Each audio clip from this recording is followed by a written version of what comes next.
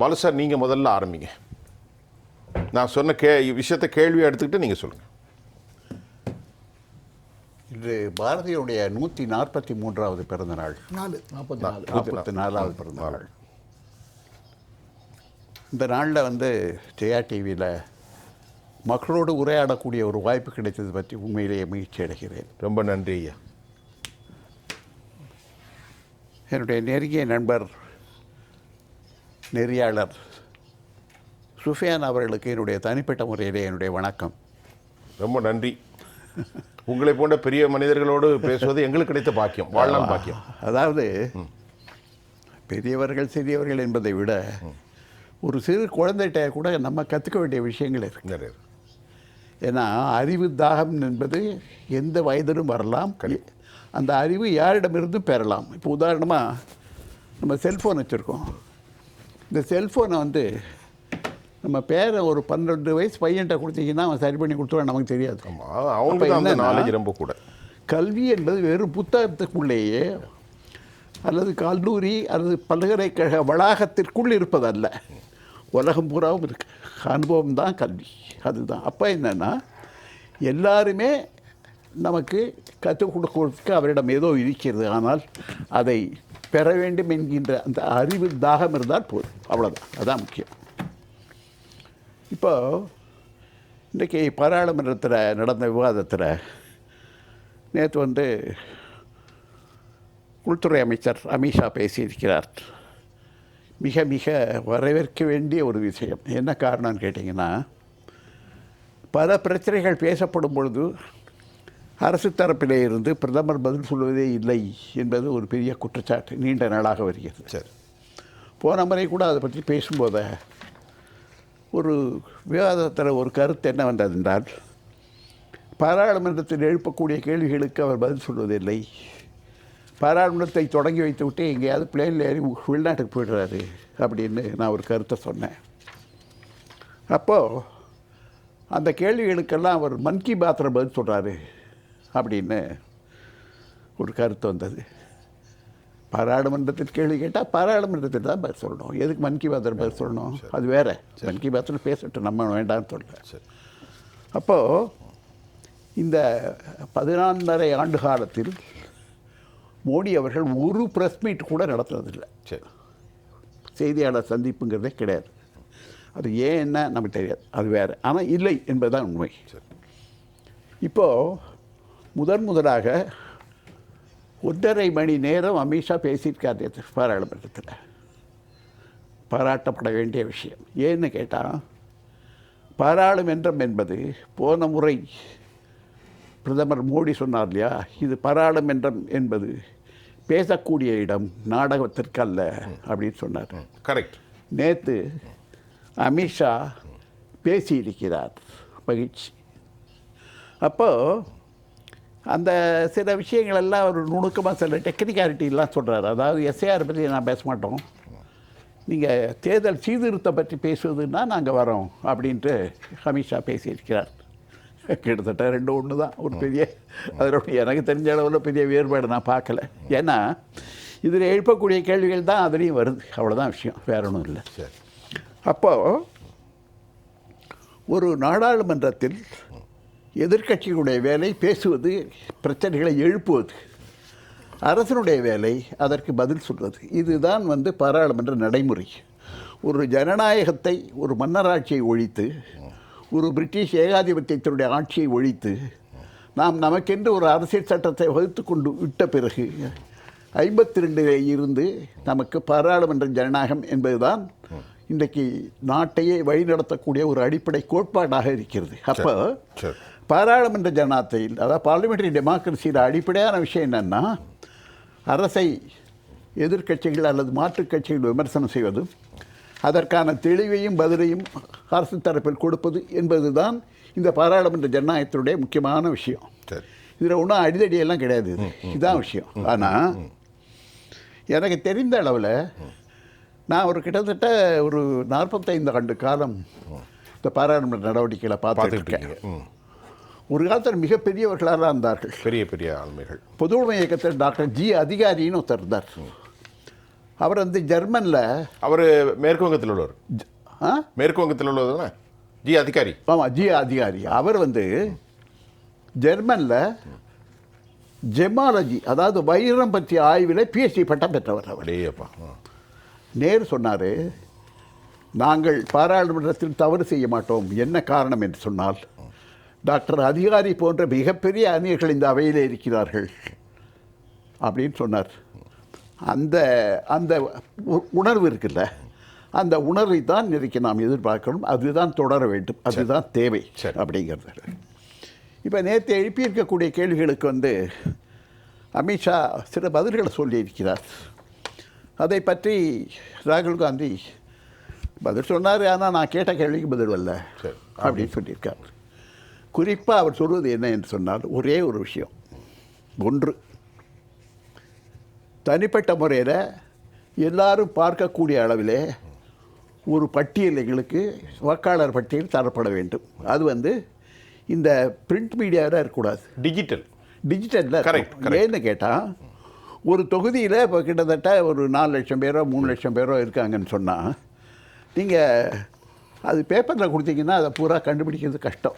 அப்படி பிரிண்டாக டக்குன்னு அடிச்சிடலாம். அதனால டிஜிட்டலாக இருந்தால் ஈஸியாக கண்டுபிடிச்சிடலாம் அப்படிங்கிறது அவருடைய கேள்வி ஒன்று, அவர் கேட்டது. இன்னொன்று என்னன்னு சொன்னால், வாக்காளர்களுக்கு என்று ஒரு தனியான ஒரு ஐடி கொடுங்க அப்படின்னு கேட்டார்.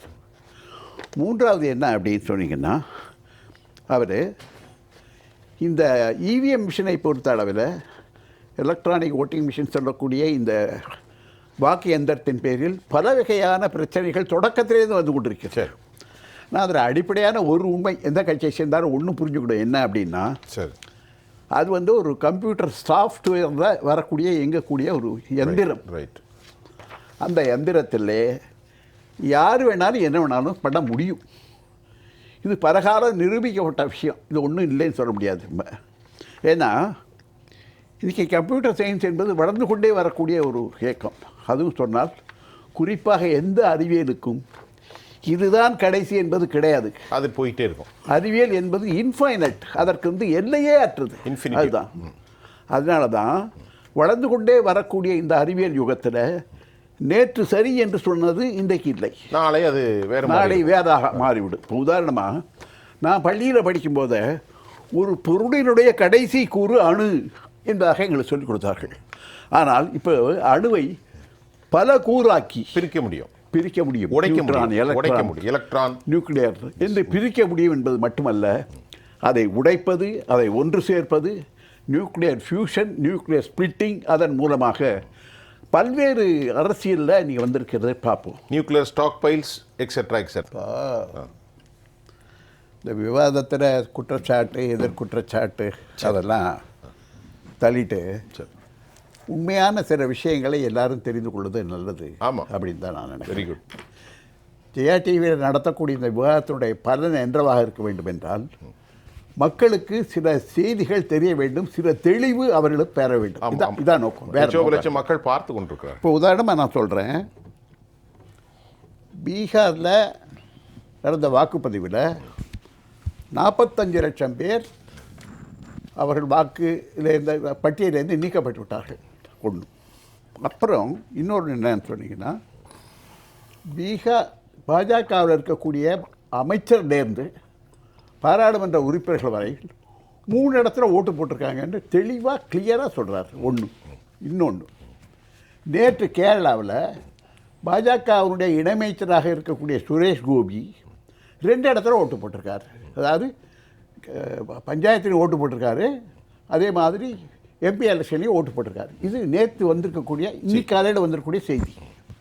நான் என்ன சொல்கிறேன்னா, இந்த மாதிரி தவறுகள் நடக்கின்றது என்று சொன்னால், ஒன்று கீழ்மட்டத்தில் யாரோ ஒரு வாக்காளர் செஞ்சுட்டாரா அது வராது.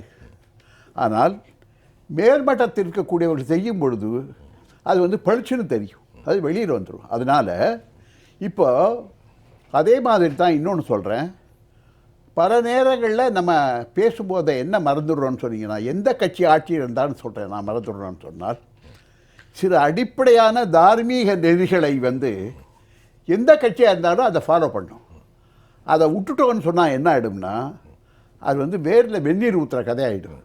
அதுதான் நான் பார்க்குறேன்.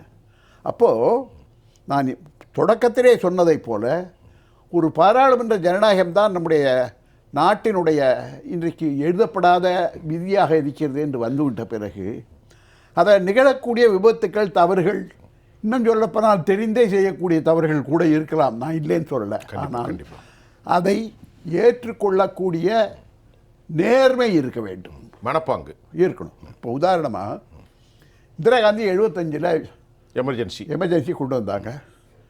2 வருஷம் கழிச்சு என்ன சொன்னாங்க? தவறுன்னு உணர்ந்துட்டாங்க. நான் மனப்பூர்வமாக மக்களிடம் மன்னிப்பு கேட்டுக்கொள்கிறேன், நான் தவறு செய்து விட்டேன். She confessed their own guilty before அந்த the people. நேர்மை தான். அப்ப என்ன என்று சொன்னால், Yeah, why should that was happen? How should you ever deny? It made us to confess. Okay, tell me. அதனால நான் என்ன சொல்றேன்னு சொன்னால், யாரை பற்றி பேசுவது என்று சொன்னாலும் அல்லது யார் தவறு செய்தாலும் தவறை ஒப்புக்கொள்ளக்கூடிய நேர்மை இருந்தது என்று சொன்னால் பின்னால் வரக்கூடிய சமுதாயமும் இளைஞர்களும் அதை பின்பற்றுவார்கள். அப்போ ஒரு நோக்கத்திற்காக, ஒரு அரசியலில் பதவி பெற வேண்டும் என்பதற்காக, அது தன்னுடைய தவறை மறைப்பதற்காக அதை விட பெரிய தவறை சொன்னோன்னா போயிடும். எனக்கு உண்மையிலே நேற்று உமைன் சாப் பேசினதில் ரொம்ப வருத்தமான விஷயம் என்னன்னு சொன்னால், சரி, அவர் நேரு பட்டேலை பற்றி கம்பேர் பண்ணி பேசுனது ரொம்ப தவறு. சரி, ஏன்னு சொன்னால், சரி, அரசியல் சபையில் சரி, நேருவுக்கும் பட்டேலுக்கும் பல விஷயங்களில் கருத்து வேறுபாடு இருந்தது. இருந்துச்சு. எல்லாருக்குமே தெரியும், வரலாற்று இருந்துச்சு. யார் வேணா எல்லாம் பிடிக்க வேண்டிய தேவை. அம்பேத்கருக்கும் காங்கிரஸ் தலைவர்களுக்கு இருந்தது. அப்போ என்னன்னா, எல்லாருக்கும் இருந்தது. முதல்ல நேரு வந்து பிரதமராக வரும்பொழுது பட்டேல் வந்து அதை எதிர்த்தார். உண்மைதான், இல்லைன்னு சொல்ல முடியாது. ஆனால் காந்தி தலையிட்ட பிறகு அவர் ஏற்றுக்கொண்டார். ஏற்றுக்கொண்டது மட்டுமல்ல, சரி, அதே நேருவோட மந்திரி சபையில் சரி, அவர் உள்துறை அமைச்சராக இருந்தார். அவரோடு ஒற்றுமையாக இருந்தார்கள். அதெல்லாம் இல்லைன்னே சொல்ல முடியாது. மகத்தான தலைவர்கள். அப்போ நீங்க வந்து தலைவர்களுக்குள்ளேயே வந்து உள்ள இந்த நடுற ஊடுருவல் பண்ணி அவர்களை பிரிக்கலாம்னு நினைச்சா அது ரொம்ப தவறு. ஒன்று. ரெண்டாவது இன்னொன்று சொல்றேன். அப்புறம் நீங்க வந்து அடிப்படையான விஷயங்களை தவறு செய்தீர்கள் என்றால் என்ன ஆயிடுன்னு சொன்னீங்கன்னால், நாளைக்கு வந்து வரக்கூடிய இதே தவறு உங்கள் மீது திரும்பும். வரும் வாய்ப்பு இருக்கு அப்படி நீங்க சொல்றீங்க. அதனால இன்றைக்கு இருக்கிறது நாளைக்கு வரும். அதனால அது எப்பொழுதுமே அது ஜாக்கிரதையா இருக்கணும். ஏன்னா ஒரு பழமொழி ஒன்று சொல்லுவாங்க, என்னன்னா ஹெட் ஐ வின் டெய்ல் லூஸ் அப்படின்னு என்ன அர்த்தம்? ரைட். அது ரொம்ப ஒரு வேடிக்கையான பழமொழி. அதாவது தலை விழுந்தா நான் ஜெயிச்சேன், பூ விழுந்தா நீ தோற்பாய். அதுதானே உண்மை. அது மாதிரி நம்ம பேசக்கூடாதுன்னு நான் சொல்றேன். ரொம்ப நன்றி. இன்னொரு முக்கியமான விஷயம் நான் சொல்றேன். சீஃப் எலெக்ஷன் கமிஷனர் தேர்ந்தெடுக்கப்பட்டது எவ்வளவு தவறு என்று நான் நினைக்கிறேன். நித்யானந்தம் கூட ஒத்துக்கொள்வார்னு நினைக்கிறேன். ஏன்னு கேட்டா, முதல் நாள் அன்னைக்கு மறுநாளைக்கு ரிட்டையர் ஆகிறவரை அன்னைக்கு காலையில் அவர் வந்து பதவியை ராஜினாமா பண்ணி அன்று மாலையை அதை அக்செப்ட் பண்ணி மறுநாள் காலையில் அவர் சிஇசி அப்பாயிண்ட் பண்ணி அவர் பதவி ஏற்றுக்கிறார் 1ஆம் தேதி. நான் என்ன சொல்றேன்னா, அதாவது சட்டப்படி பார்த்தால் இது ஒன்றும் தப்பு இல்லை. ஆனா அதனுடைய நோக்கம் என்ன என்றால் தார்மீக நியாயம் அங்கே அடிபட்டு போய்விட்டது.